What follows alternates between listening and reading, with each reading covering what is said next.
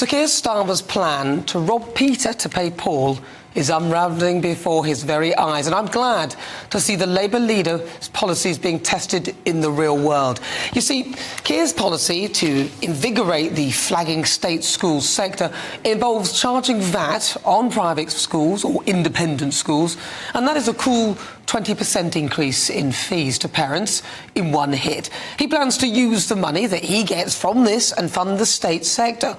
Although, if he'd looked into it a bit more thoroughly, even I know that private schools often help out the state sector, sharing facilities and putting back into the community. My mum's local private school, which is in fact my old boarding school, sends out a minibus for the elderly to give them lunch free of charge. I know this because they pick up my mum and she tells them to watch my show when she gets there. She goes, "You must watch my daughter's programme." In fact, they're probably all watching it now. So hello, good afternoon. I'm Gina's daughter. Keir should have also noticed that many independent schools are struggling to get by as it is. They're not all like Eton, and the majority of parents are foregoing many things and working all hours God sends so that their kids don't have to. You see, if Sir John Curtis is correct, which he pretty much always is, and Keir, he said that Keir has pretty much, I think it's 99.9% chance of winning the next general election, and if Keir does become Prime Minister, unfortunately for him, in anticipation of this prospect before he's even in office, his projected income for this plan is unravelling before his very eyes as parents decide not to go private.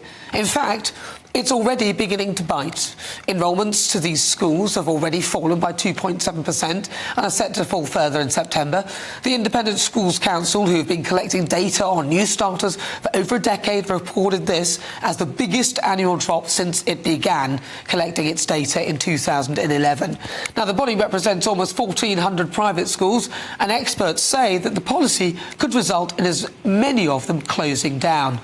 Julie Robinson, the chief exec of the ISC, said, "You can see the change in our census already, and new parents for this year are asking about VAT.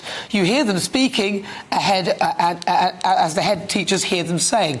Now, she also went on to say the majority of families are dual income households who can just about afford fees comfortably and are starting to see already the impact of VAT looming on the horizon.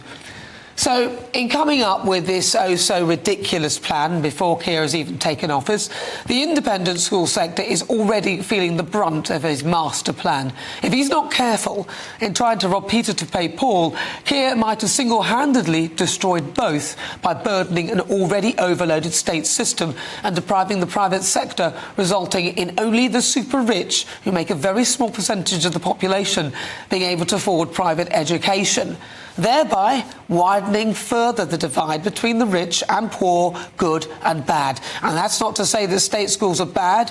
In fact, many are exceptional. But the burden of yet more students and the ever-diminishing return of Keir's plan will mean their resources will be even more stretched. I guess he couldn't see that would be the outcome looking over from his North London ivory tower from inside his comfortable Westminster bubble. It was pretty obvious to most of us who live in the real world. Talk about destroying both sectors with one blow.